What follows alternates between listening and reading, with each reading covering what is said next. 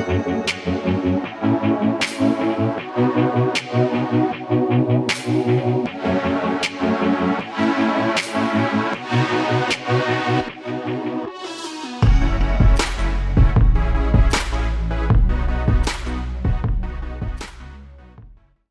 everybody, this is Eero here, and today we're going to talk about handstands. I think it's a skill that is kind of very popular in the movement circle. It's something that is spent a lot of time is spent on training the handstand, trying to get a handstand, preparing for it and so on.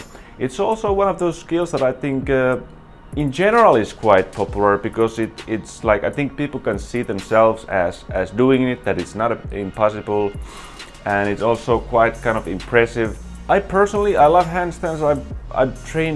I trained hand balancing a lot in the past, and in this video kind of what I will talk about is why I'm not anymore training handstand that much.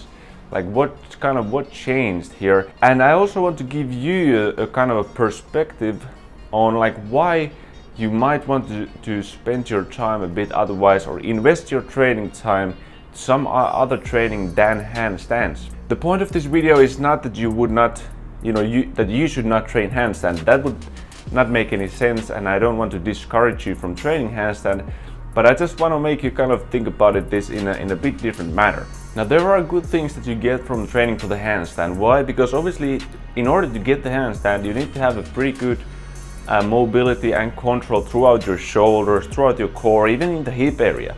So you need to have multiple things really in shape. Your body needs to be quite balanced to do the handstand, and so sort of if you train for the handstand, this thing will obviously benefit you kind of indirectly. But even though this is the case, still the main thing that you will get out of the handstand is what? It's the handstand. That is what you get. You get the skill and not that much anything else. The core stabilization and the shoulder mobility and such that you get from the handstand, it doesn't really transfer that well to other stuff. So you might ask, like, why is this a problem? Why is this an issue? I mean, I can train all the other stuff as well. So here's the thing. Here's the real kind of bigger picture in this video. And this is limited time. We all have a very, very limited time in our week, and even less time that we have a good energy that we can spend on training. Now if you seriously are seriously thinking about handstand, you want to get really good at hand balancing, you need to use like a huge portion of your weekly training schedule for the handstand practice. The handstand, although I understand it's a skill that's many people can acquire it, but it's not an easy skill. It kind of depends on where you start, what is your current shape.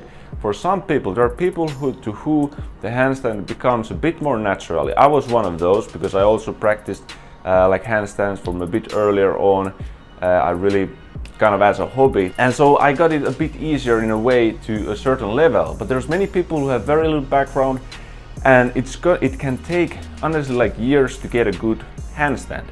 So depending on where you start, you might have to spend so much time, so much effort for this skill from where you get nothing but really the skill. The hand balancing is kind of a sport of its own, and for general performance, for the quality of your everyday life and the functionality, it doesn't give that much like benefits. Actually, I would recommend you to try handstand training, try it and see how it feels, how it goes, like how well do you progress in it. But keep in mind that this time that you're spending on it, you could be training on some other training that in your mind may not be as tempting as a goal. So you might not be like as motivated to do it, but it could actually be more just more beneficial for you in general. Like you don't see a lot of like top level athletes doing hand balancing or handstand training because the sports that they do, they don't require you to be on your hands, to try to walk on your hands. That just doesn't happen. So it doesn't really transfer to that kind of performance very well.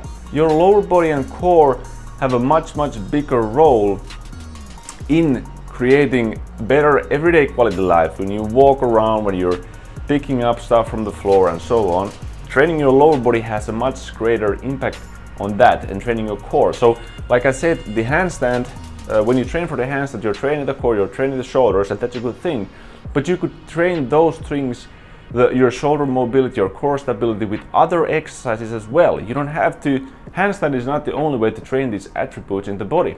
So you can train your shoulders and your core in a bit more productive way that will better transfer to that general functional movement in everyday life, in martial arts, in many sports. So the main thing really in this video is, why am I talking about this, is because I know handstand is popular, many people have it as a goal, and it's given a lot of time and effort, although I don't think that it has that much benefits other than getting the handstand, which is nice. You know, I admit it, like I said, I like handstands, I still practice them every now and then, but because of these reasons that I stated earlier, nowadays I don't spend that much time on it.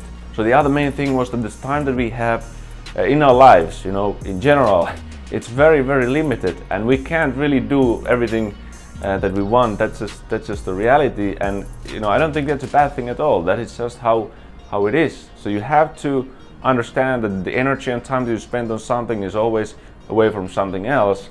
So you know, it's good to use your kind of head to think that what would give me the best benefits for whatever my goal is.